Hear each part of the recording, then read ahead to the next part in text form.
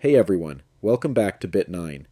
In today's video, I'll show you a cool workaround to create a Facebook app on your Mac. Since there isn't an official Facebook app for Mac, I'll guide you through a simple method to make a Facebook shortcut that looks and feels just like a real app. This works on all MacBooks, whether you're using an M1, M2, M3, or M4 chip. The steps are super simple, so let's get started. First, open your web browser and navigate to the Facebook homepage by typing www.facebook.com in the address bar. Once you're on the Facebook homepage, click on the Browser tab to select it. Drag the URL from the address bar onto your desktop. This will create a browser shortcut for Facebook. At this point, you'll have a Facebook shortcut that opens the website in your default browser. But let's take it a step further to make it look more like a real app. Go to macausicons.com website in your browser.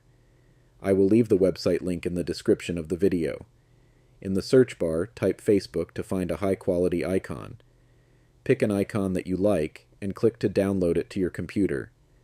Next, we'll replace the shortcut icon with the new Facebook icon. Right-click or Command-click on the Facebook shortcut and select Get Info.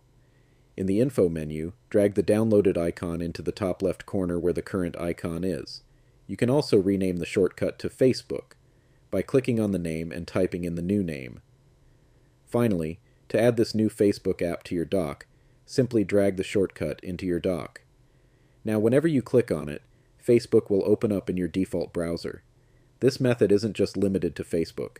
You can follow the same steps to create shortcuts for other websites like Instagram, Reddit, or YouTube. It's a great way to keep all your favorite websites easily accessible from your dock. And that's it. You've successfully created a Facebook app on your Mac.